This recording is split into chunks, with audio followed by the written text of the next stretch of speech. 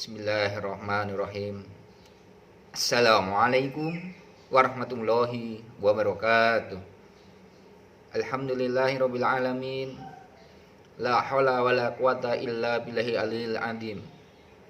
Saudaraku sebangsa dan setanah air, pertama kali marilah ucapkan alhamdulillahirabbil alamin pada baginda Rasulullah sallallahu alaihi wasallam.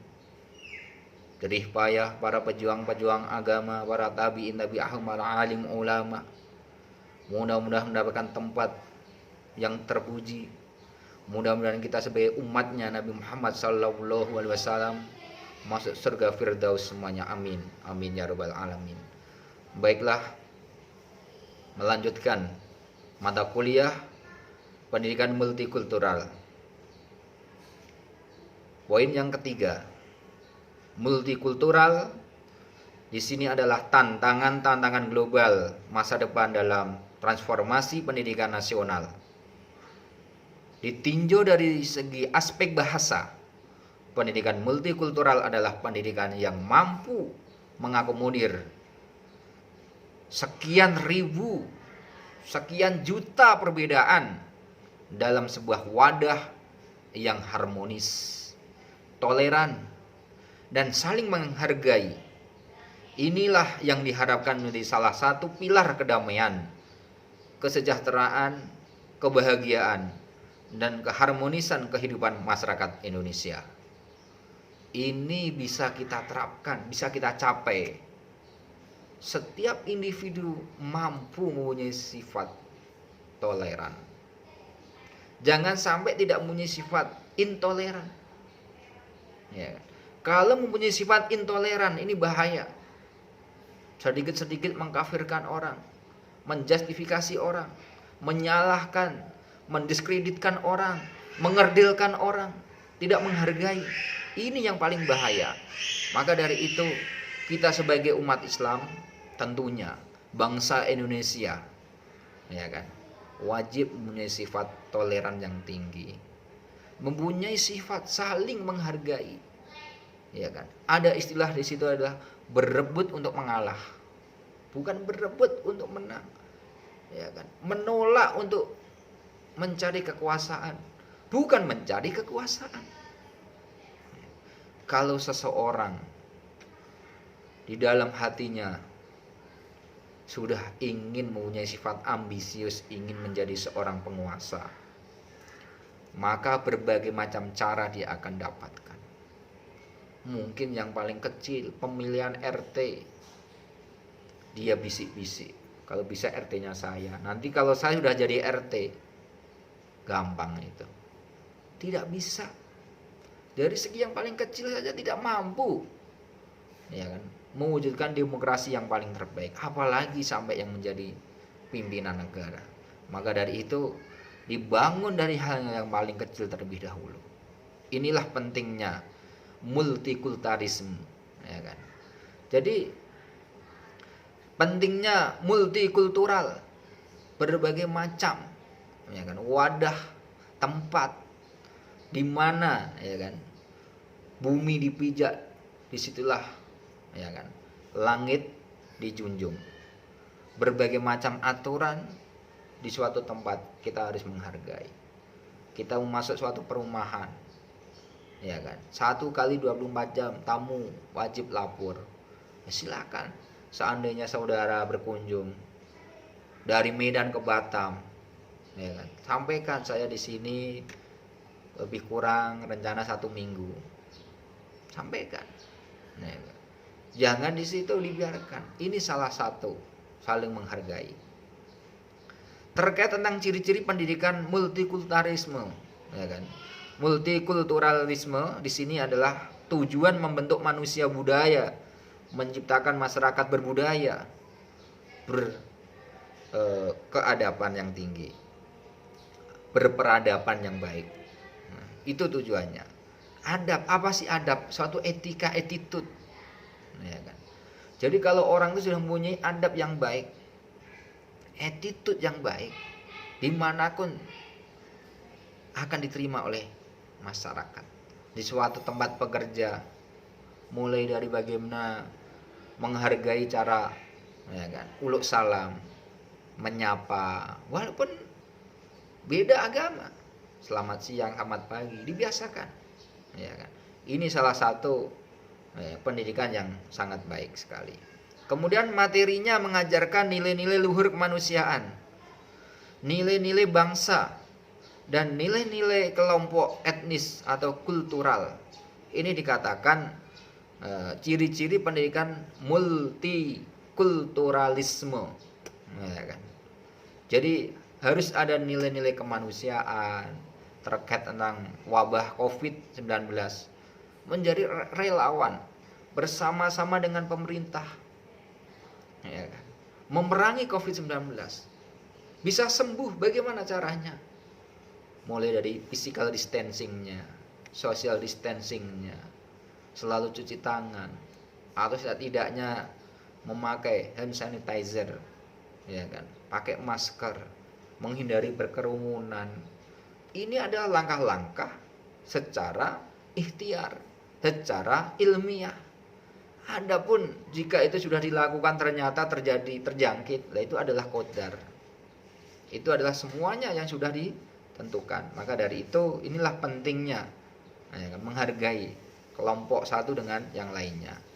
Yang selanjutnya metodenya demokratis, ya kan, yang menghargai aspek-aspek perbedaan dan keberagaman. Jadi yang namanya multikulturalisme, ya kan, multikulturalisme di sini adalah salah satu aspek yang paling penting menghargai demokrasi. Pemilihan ketua kelas itu demokrasi, ya. Tidak hanya semboyannya jurdil, jujur dan adil, ternyata praktek di lapangan tidak bisa jurdil, luber, ya, langsung umum, bebas, rahasia, ternyata, ya kan, itu tidak terwujud. Siapa yang menerapkan ini? Dari kita, ya kan, dari kita, dari masyarakat.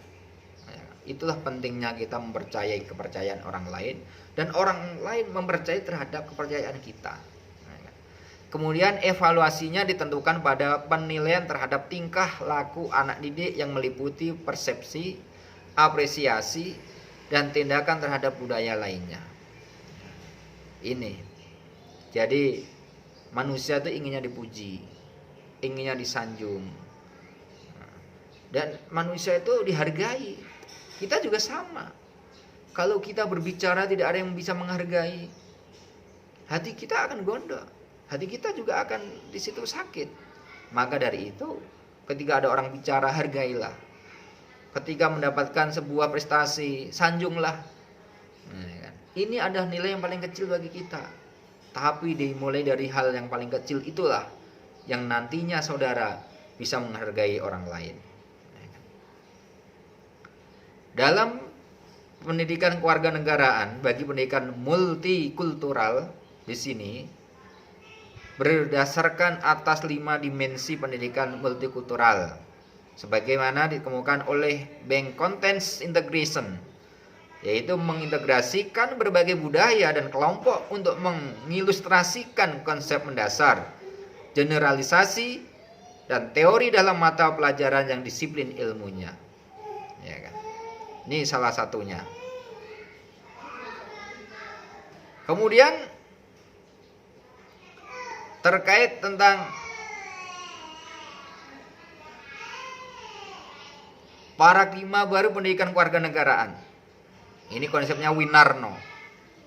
Bangsa Indonesia sendiri memiliki pengalaman yang sangat kaya dalam upaya mengindonesiakan warganya melalui serangkaian pelaksanaan pendidikan kewarganegaraan. Dulu ada namanya PSBB, ya kan.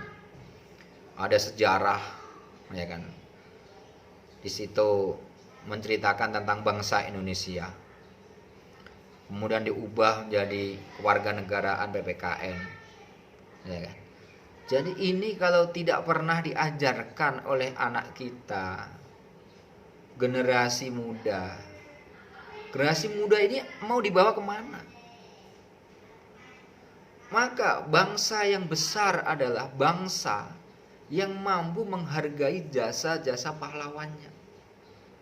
Pahlawan di Indonesia itu siapa? pertama kali adalah guru. Guru dinobatkan adalah pahlawan tanpa tanda jasa.